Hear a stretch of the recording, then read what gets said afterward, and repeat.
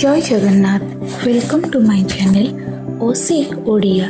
आज आम सर्वपुरातन नगर तथा ओडिशार उपराजधानी कटक जिला विषय कथा हेबा। एही जिला महानदी एवं काठजोड़ी नदी मध्य अवस्थित। एठाकार रूप तारकसी काम विश्व प्रसिद्धि लाभ करिछि। तेणु कटक सहर को रौप्य नगरी मध्य कुहाଯାଏ। कटक शब्दटी संस्कृत शब्द कटकरू आसीछि, जार अर्थ दुर्ग किंबा सामरिक शिविर। 1948 मसीहा पर्यंत यह ओडिशार राजधानी रहितिला। परे यह भुवनेश्वर को स्थानांतरित होइछि।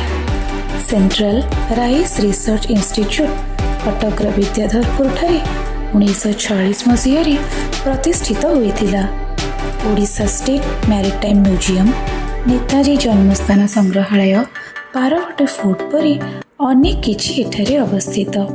माँ कटकचंडी, माँ गड़चंडी, बाबा धवलेश्वर, माँ चर्चिकांक मंदिर मध्य एठारे अवस्थित।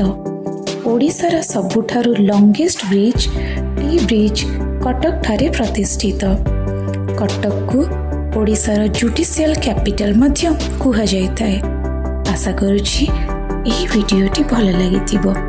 वीडियो को लाइक, शेयर, सब्सक्राइब करने को अनुरोध।